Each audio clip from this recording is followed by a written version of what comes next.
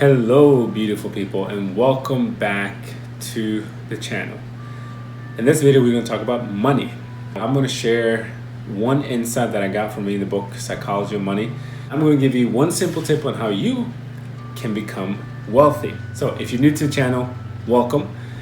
In this channel I want to talk about things that I believe it's really important to think about, but to use those things not just to philosophize and to contemplate, but actually utilize them to grow and then ultimately to contribute to the society around you. Different people have said that money is an amplifier or like a magnifying glass, that it enhances what's already there and what's already within a person. So something to consider for yourself is, what are your core beliefs around money?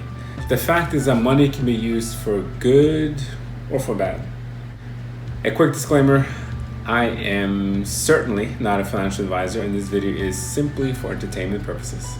In the book, the author explains how our money programs, our earnings, our savings, our spending habits, our investment strategies are tied to our psychology and our experiences that we had growing up with money. As humans, we are all emotional creatures. Some obviously more than others.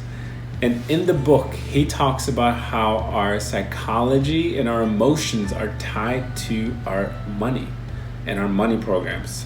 What I found really helpful in the book is that when it comes to money and wealth or lack thereof, you have to be aware of your emotions and your psychology. And especially when it comes to investment strategies.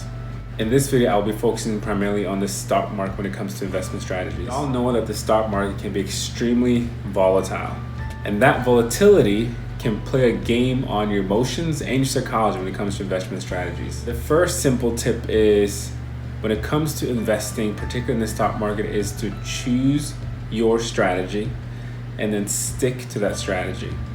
And then the main tip is this, and it's so basic, it is so simple. I know a lot of people already know about this, but if you actually do it and stick to it, there is a wealth of statistics and facts that backs up that this is a road to building greater and greater wealth.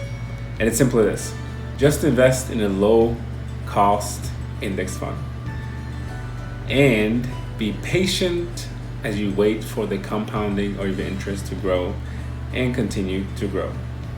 And this is where it's so important to be aware of your psychology and your emotions, because the stock market is going to go up and down, it's going to be volatile, but the key is to stick to your strategy and not let your emotions take control. In the book he talks about, and this information is also readily available on the internet and in a plethora of different financial documents, but that the S&P 500 has grown steadily over the last 100 years. Has it had some rough years sprinkling in those last 100 years? Yes, of course, but over time there is a increasing growth in the S&P 500. So if you want to grow wealth in a simple way, where you don't have to spend a lot of time, don't have to do a lot of research, that is fairly safe, it's just to invest in a low cost index fund such as the S&P 500.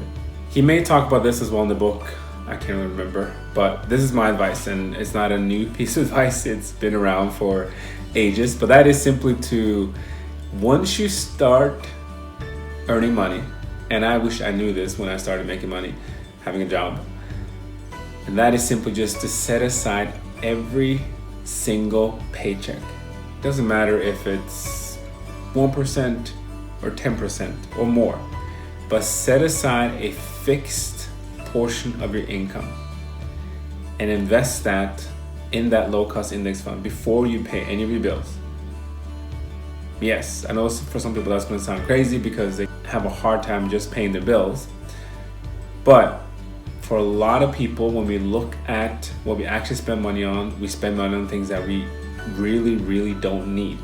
That's obviously not for everybody, I get that, but for a lot of people, we spend money on stuff that we don't really need. So if you just set aside a set portion of income every single paycheck and have that automatically be invested into an index fund. And again, do not let your emotions take control when the stock market is going down. Just stick with your strategy and trust the psychology behind this investment strategy.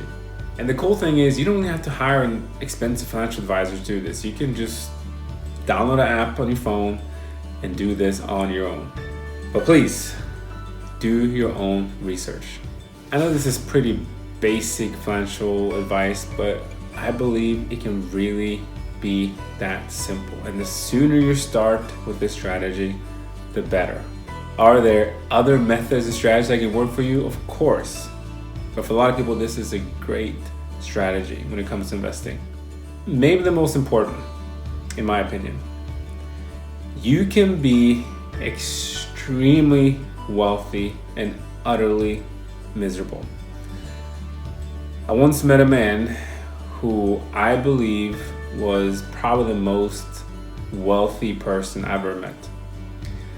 But he was joyless, he seemed hopeless, he seemed sad, he seemed anxious, and he always talked about how expensive things were and how he had to save money constantly to buy things. That to me is not how I believe life is intended to be and how I want to live my life. If you get the privilege to become wealthy, I would argue and encourage you to think about that wealth and to contribute to people, nonprofits, charities, whatever you see fit, whatever you deem valuable to contribute to. And I believe you will experience one of the things that life is truly about. Thanks for watching. Hope to see you next time.